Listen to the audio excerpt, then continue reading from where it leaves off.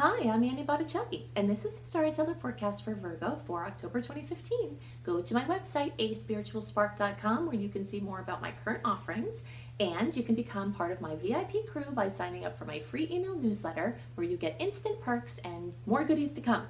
So we've got quite an active month of October. We've got things specific to Virgo to discuss. We've got general transits to be aware of, and so let's just start from the beginning. The beginning is the first placements of Virgo. And the way I've explained this before, I'm trying very hard, doing a lot of extra work to help you understand that your placement in Virgo, depending on what day you were born, if you're watching for your sun sign, or your degree of rising or moon sign, if you're watching for those, is very relevant when it comes to what the astrological picture looks like for you. It's very much staggered, and the transits that are coming come to the first placements first. So the birthdays that are in the beginning of the sign, the degrees that are in the beginning of the 30 full degrees of Virgo, you're going to experience those things first, and then it gets staggered. So the pictures, the astrological pictures, look a little bit different depending on exactly where your placement is. So I start out with the first the early degrees, because if this isn't current for you right now in the month that we're talking about, then it's coming soon. So the relevance is still there. It's just the time frame is a little bit staggered. So for the early placements, you're starting to have a tremendous amount of energy in October move into your finances, the second house. The second house rules more than finances. It rules the energy of self-sufficiency. It rules earned income. It rules things that you do to make your money, sources of income. It rules your self-sufficiency emotionally as well as financially. And it also rules sustainability, like actual environmental projects ruling sustainability. So this focus on that house is getting strong for you early placements, and you might, sensitive people who are in the middle or later degree placements might feel it. Another way that I like to explain this to try to get a visual on it to understand it better. If you've ever seen a didgeridoo, it's an instrument, it's a fabulous instrument, look it up if you're not familiar with it. And if you've ever been to a healing with a didgeridoo, it's like this long wind instrument that you have to have this certain breath pattern to even get it to work. It's quite heavy, and it's just a miracle anyone can play it at all. But in any case, it's very, very healing. Very, very healing. So if you've been to one of these, maybe like a group didgeridoo healing, the person playing the instrument, you feel the vibrations. So everybody, this is all the Virgos, feel the vibrations of this second house focus. And either they're the first in line for the individual going up and down with the didgeridoo in their energy field, like those early placements are, or they're middle, which is coming soon. They feel it getting closer. It's like something loud getting closer, and you feel it more, but once it's right on you, you feel it the most. Okay, so that's why I separate everything into this early, middle, and late. So projects of sustainability, questions about, are things sustainable? This is a fantastic question to ask now, and you can start to ask yourself this now, even if it hasn't come into focus astrologically yet, because it's coming there and you'll just kind of have a leg up on there. Are the things you're doing sustainable? Are your finances sustainable? Is your income sustainable? Is your standard of living sustainable? Is your home sustainable? Is your energy field energetically sustainable? Do you have chi leaks out of your energy field? Things like this are huge questions with this energy that's coming. And topics of energy and using resources in the best way. I saw this amazing article, and I'm just like totally blown away by this, that in a certain area of Turkey, I guess I did not know this, but Turkey exports a lot of pistachios. A lot of the pistachios that other people have come from this certain region in Turkey. And usually the shelled pistachios, because a lot of people don't want to deal with shelling them, so I guess the manufacturers wind up shelling a lot of them, those shells were going into landfills. Well, these brilliant people, I just want to hug them all, had this idea that the methane gas that's produced from the the shells, basically, and under certain environmental conditions, which would happen in a landfill. I mean, all organic matter really creates methane in a landfill. That's part of why it makes sense to compost, because you want to use that and not have it trapped. Anyway, whatever, I don't want to start getting on that. But the point is that the organic matter creates methane gas as it decomposes. So they figured out that you can actually harness this gas and use it to fuel a city. And they're making this city that many hundreds of thousands, or at least 100,000 people, I think, might inhabit. And they're doing a little smaller prototype first, where it will be completely fueled by the shells of the pistachios.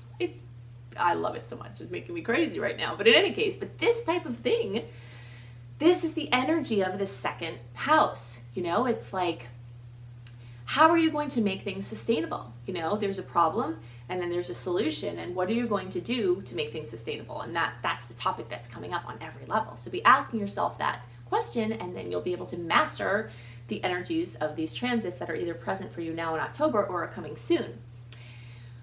All of you will also have very strong energy in the first house. Now, you very late degree placements, this is just starting for you. It's going to get stronger as time goes on, but you early degree placements and most of you middle degree placements very strongly have a lot of energy in the first house. And the first house is the house of rebirth. It's the house of, you know, when your birthday comes and you rebirth yourself, you know, which we already just did that. There's all of the rest of the planets after the sun got there from having your birthday. The other personal planets are following suit, and this new energy to your physical body is the theme that was started with your birthday is expanded with these placements. So questions to ask there. How's your physical body doing? Do you need to get any checkups? Someone in my family had a surprise medical situation that caused other people in the families to start to ask the question like, ooh, do I need to be looking out for these certain things? And one of my family members hadn't been to a doctor in like 30 years, went to the doctor because of this other incident and found all of these things that could have been huge problems if they weren't taken care of. This is the kind of question to ask when you have all this energy of the first house. This is the house of your physical body. It's not the house of health, which is your sixth house, and they are related, but it's the house of your physical body. So what is the state of your physical body? You know, what can you do to improve your physical health and your mobility and your musculoskeletal structure? I'm a huge, crazy huge fan of a modality called myofascial release.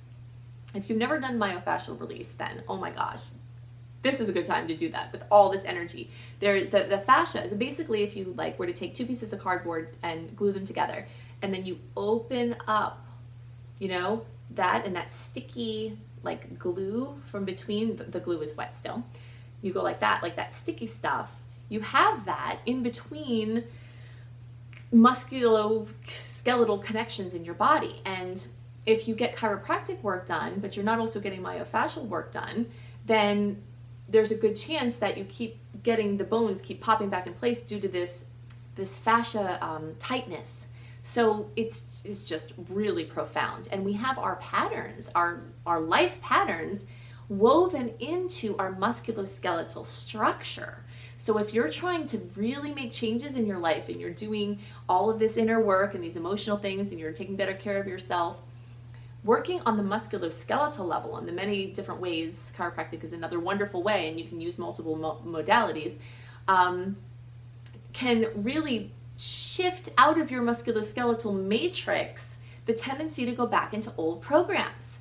It's really important to consider this, and this is the time to be doing this. So things going on with your physical body, supplements, diet, nutrition, bad habits, getting rid of bad habits, things like that are very much the focus. Other areas of focus with the first house are asking what you're putting out into the world.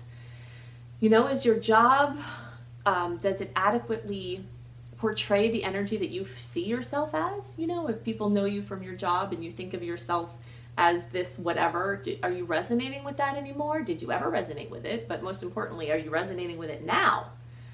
And if not, do you want to do some redefinition of what you're putting out into the world? And you've got very tremendous energy now and coming for that. This is awesome for you now, because most of you will have at least started to feel the energy of Jupiter in your sign. Some of you won't have Jupiter into this first house of health for a while. Some of you middle to later, definitely later degree placements, still have Jupiter accentuating your 12th house.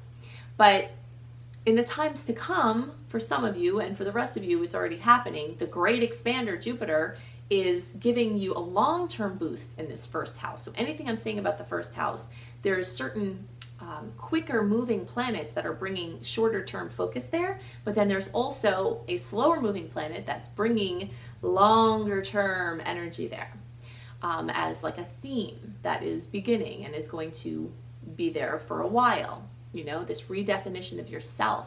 Having Jupiter in your sign is very auspicious.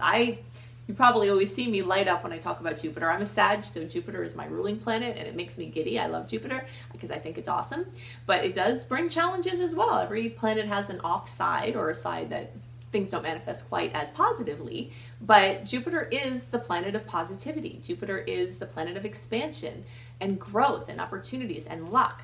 So when you have it moving through your sign, whether it's your rising sign or whether it's your sun sign or even your moon sign, or if you have any Virgo planets and it's crossing over the top there, that's a really auspicious time.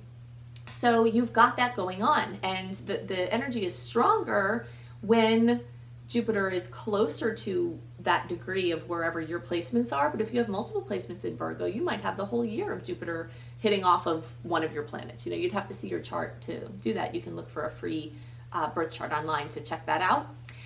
But in any case, this is like a big time of redefinition. You know, it's a theme for all Virgos now and to come. So really just seeing what you're putting out in the world, you know, your wardrobe, your look, everything that you're putting out on every level, how you treat people, how you treat yourself, how you treat your physical body. So for you later degree placements, you still have a very strong concentration of energy in your 12th house.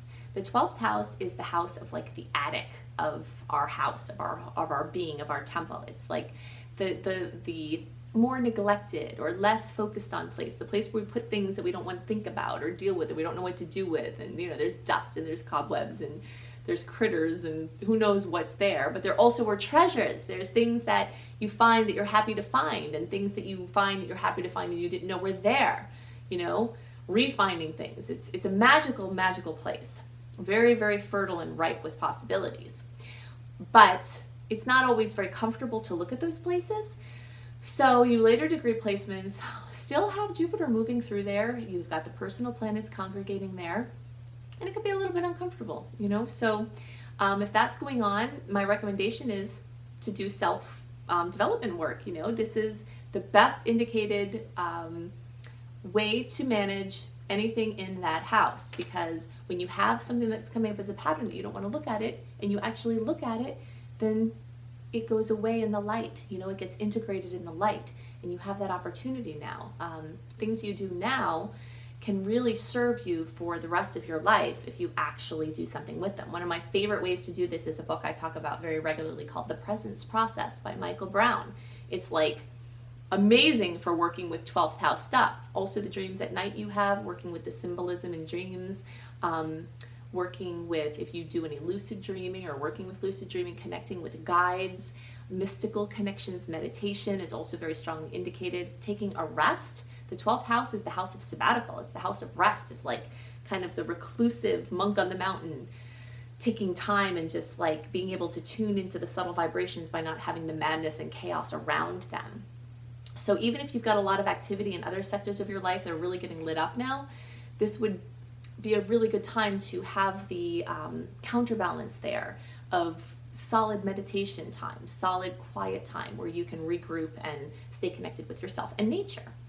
So we also have other transits that are general that everyone is experiencing. We have I'm calling it the aftermath of the eclipses, but some of you may have had very positive experiences with the eclipses. Some of you may have had very challenging experiences. If you haven't already listened to my August and September reports, then definitely do that, because I go into much more detail about the retrogrades and the eclipses and implications there, and my Venus retrograde video can also give you other pieces. And these are all relevant in October, but I don't have time to go into all of them, but I did very adequately get into that in the previous month. So there's still current stuff for you in those previous reports, is what I'm trying to say. So the eclipses happened in September. Most of you will have had your news, your eclipse news by then. If you are going to have news from the eclipse, most of it will have come either at the end, or actually some of you might have had that news earlier in August. Up to 6 weeks before the first eclipse, the beginning of August, you could have gotten news.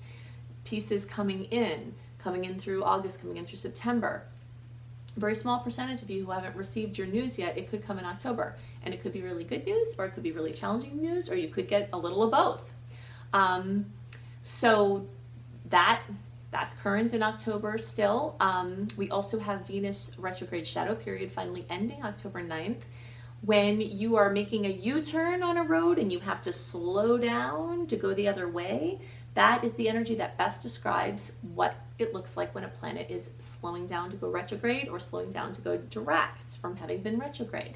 So there's an awkwardness, even once a planet is direct, in a period of time that has to be taken into consideration as part of the experience. And even though Venus went direct on September 6th, it's not going to regain full speed until October 9th. So things involving love, beauty, money, finances, relationships, business things, all was kind of like a going backwards, going over old things, using past things as your main focus. And now you can start to launch some new things really as of the end of the month. I wouldn't recommend as of October 9th doing that, because that's the day that Mercury goes direct. Same day that Venus shadow period ends, October 9th, Mercury goes direct. But the awkwardness around those several days after Mercury goes direct, and even really in this case until around October 23rd or 24th, there's a lot of awkwardness. And I recommend you waiting for that period of time, October 23rd, October 24th, to launch your new things. That's what I've been waiting for. That's what I personally am advising. Unless something in your personal chart supersedes or, makes something different. In general, that is when all of this momentum that you've been storing to do something new can have the best outcomes.